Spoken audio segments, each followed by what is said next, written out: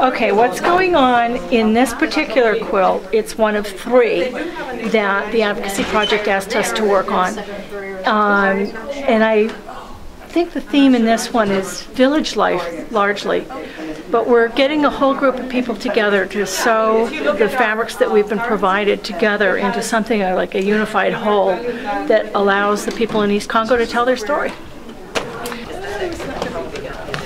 Well, this is this is theme 1 with all the fighting, and you know, that's sort of hard. We like the other ones better, I think, with the babies and some of that stuff. But these are all the men and the guns and the kids being taken. So, you know, I mean, even though we know it happens, I guess it brings it home to us when we're sewing on it like this. These have been pressed and they have been bordered. We're trimming them down now.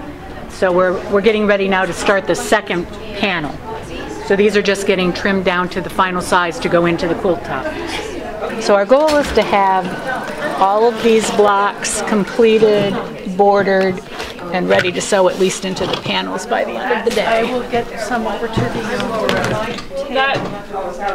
The thing that struck me when I was working on paper to make the embroidery fit in the space that we had was how much more potent the story is when you've got something from those women's hands telling their very own story. There's terrific power in these. Even these more pastoral pictures of women with children or nursing their children, it's very personal what that means to them. And then when you get into the blocks that are telling much more violent stories, you feel the anger and the despair and just frustration and the difficulty of a life with the effects of the war and the particular weapons, which are the sexual assault and abduction, the disruption in the community and the social fabric, and how damaging that is, and how precisely it works as a weapon, and how hurt people are by that.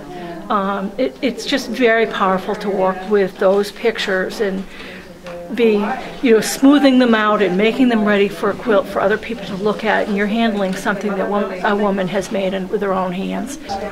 It does bring home to us a different perspective on other countries, especially the not so forward-moving countries, and what goes on there, which we don't.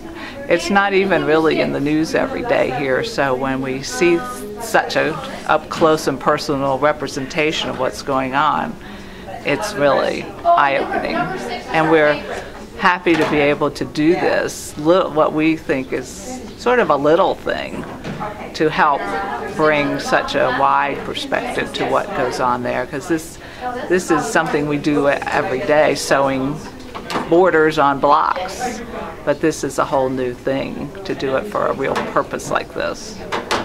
The patterns are so vibrant that we are putting them together without any thought ahead of time, really. We're just kind of piecing them by size, and if you look on the board where we have them hanging some of the blocks, it just is amazing that it all comes together, even though we don't even plan.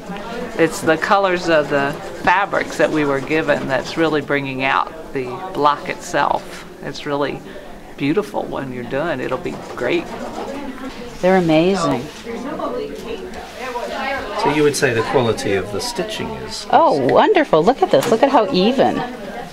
It's hard to do this. They're doing it without embroidery hoops. They're doing it without all of these, thousands of little tools that we have here in the United States.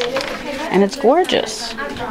Quilts become a document of industrialization, of women in the workplace, of women using technology, the sewing machines, and the transformation that happened in the world. And quilts have been used for political purposes since the beginning of time. And it's a very old tradition, and really worldwide, as we're getting to understand it better. And one way or another, you know, these I think will be important things to belong to those people, so that they can say, this is the time we went through, and this is how we told our story. And maybe it will help them, you know, rebuild when it's time to build. There are women in this world who suffer so much more than we can even imagine. This is a small job that we do if we can get their message out to everybody else.